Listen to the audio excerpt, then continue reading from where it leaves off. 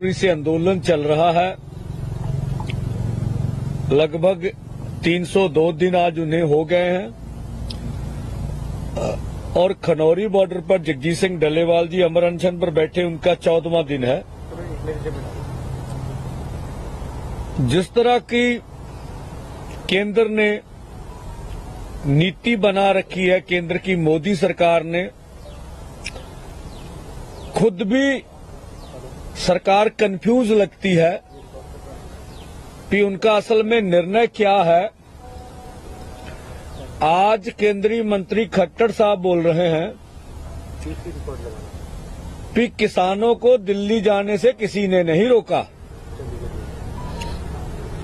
और दूसरा उनका शब्द था कि बहुत से और वाहन हैं जिनसे दिल्ली जाया जा सकता है।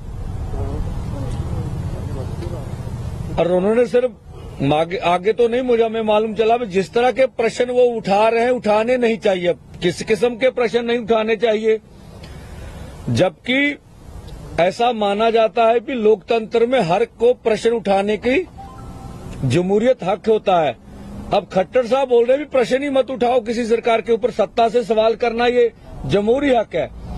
तो उनके जो प्रशासनिक अधिकारी बोल रहे हैं, जहां सरकार का स्टैंड है, सैनी साहब ने जो बोला कि आपके पास दिल्ली की परमिशन नहीं है, जो उनके प्रशासन ने बोला कि आप हरियाणा के लॉ ऑर्डर के लिए खतरा है, जो अभी इंटरनेट बंद कर दिए गए,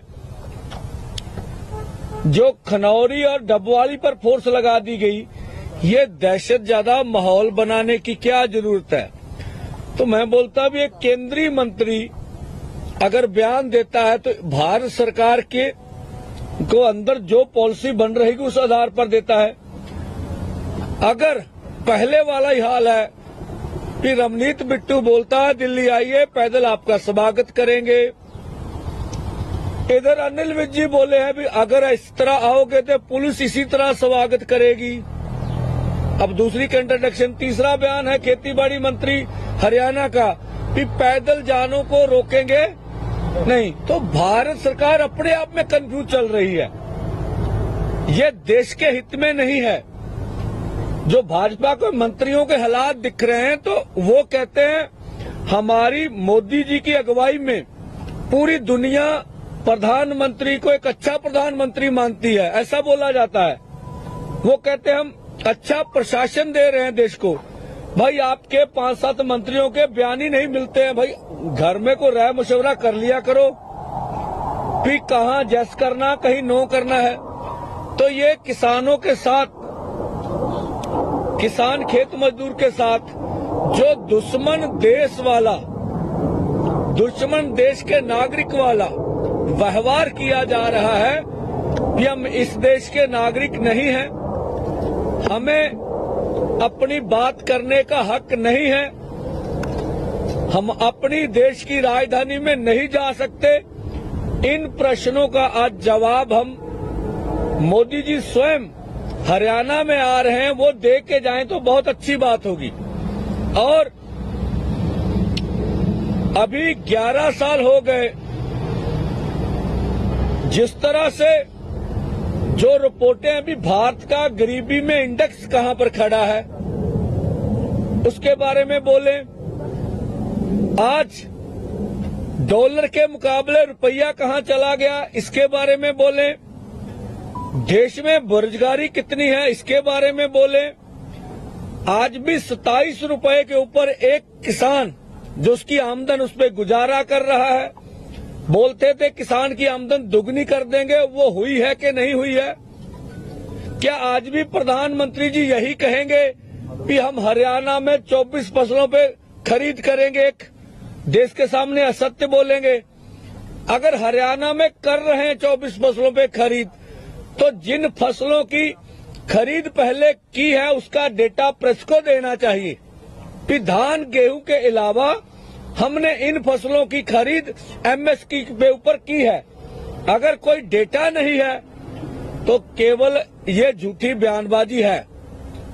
और ये इतना बड़ा आंदोलन चल रहा है, किसानों को दिल्ली नहीं जाना दिया जाता, तो उसके बारे में स्वयं प्रधानमंत्री जी बोल के जाएं। जो हवा खड़ा किया गया था कि प्रधानमंत्री जी हरियाणा में आ रहे हैं, इसलिए हरियाणा के बॉर्डर सील कर दिए गए, किसान जो है उस रैली में कोई ना कोई अनुशासन भंग करेंगे। तो भाई हमने तो कल ही कह दिया, अभी हमारी आज सरकार का संदेश देखेंगे। अब जो लोग ये कह रहे थे, हमने उस दिन कहा था भी हम पैदल रोड पर चलेंगे, प्रधानमंत्री हरियाणा के जिस कोने में आए जाए हमारा उससे कोई लेना देना नहीं है। हमने तो अपनी बात सच कर दिखला दी। अब जो प्रशासन झूठे आरोप लगा रहा था उनको अपना बयान देना चाहिए। और आज हम लोग खनौरी बॉर्डर जा रहे हैं, सरदार जगजीत सिंह डल्लेवाल जी का हालचाल पूछेंगे, उसके बाद उस मोर्चे की परिस्थितियां किस तरह की है उसके बारे में जांच करेंगे। और ये भी हमारे लिए एजेंडा रहा, जो दुखद है कि जो केंद्रीय बल है, जो हरियाणा प्रशासन की पुलिस है, वो लीडर को टारगेट कर रही है। जैसे सुरजीत सिंह फूल को टारगेट किया गया। हमारे रेस्क्यू में दलबाग सिंह जी थे, वो भी पंजाब प्रधान अपनी यूनियन के, वो रेस्क्यू टीम में उनको ऊपर अटैक किया गया। पटियाला में वो एडमिट है, उनकी हालत स्थिर नहीं है, उनकी हालत ठीक नहीं है। आज हमने पंजाब के प्रशासन को वहां बोला, उनको अब इमरजेंसी में शिफ्ट किया जा रहा है, उनका स्वास्थ्य अच्छा नहीं है। तो क्या हरियाणा पुलिस लीडरों को टारगेट करने पे ध्यान दे रही है? इसके बारे में भी हमने विचार विमर्श किया है। और भी लीडर हमारे जो वैरो नंगल साहब थे, वो भी रेस्क्यू टीम में थे, उनके ऊपर भी अटैक किया, वो बहुत पीछे थे। तो कल हमने देखा प्रेस के ऊपर भी पीछे अटैक किया गया। मैं नाम तो नहीं लूंगा, जो पत्रकार के ऊपर पिछली बार अटैक हुआ था उसी के ऊपर फिर अटैक हुआ है। तो ये सरकार की योजना क्या है, ये देखने वाली बात है। पत्रकारों के ऊपर अटैक करना ये अमानवीय है। पत्रकार हमारा अकेला पक्ष नहीं दिखा रहे हैं,